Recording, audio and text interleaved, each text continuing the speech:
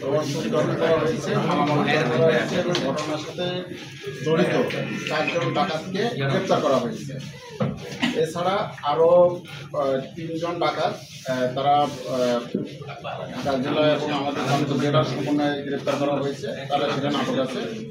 পরবর্তীতে আমরা তাদেরকেও এই মামলায় তাদেরকে দেখাবো। আপনারা সবাই জানেন যে গত 8 জুলাই 2025 খ্রিস্টাব্দ তারিখ রাত 1:45 থেকে 2:30টার মধ্যে সারাস্তি থানার ঠাকুর বাজারে মেসার্স পাটোয়ারি এন্টারপ্রাইজের ওদের একটি সিগারেটের গোডাউনে একটা ডাকাতির ঘটনা সংঘটিত হয়। ওখানে ডাকাতরা এসে ওখানে তারা নাইট গার্ড ছিল, সে নাইট গার্ডের হাত পা বাঁধে এবং বিভিন্ন ব্র্যান্ডের, বিশেষ করে ম্যারিজ ব্র্যান্ড এবং ব্ল্যাক ডায়মন্ড ব্র্যান্ডের সিগারেট তারা নিয়ে যায়।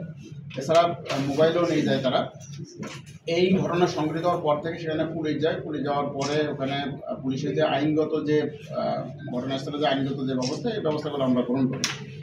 তাৎক্ষণিকভাবে আমরা ওখানে সিসি ক্যামেরার ফুটেজ বিশ্লেষণ করি, ওখানে বিভিন্ন সোর্স নিয়োগ করি এবং এছাড়া এর ইতিপূর্বে যারা বিভিন্ন ঘটনার সাথে যারা সম্পৃক্ত এই ডাকাতদের ব্যাপারে আমরা তথ্য সংগ্রহ করি।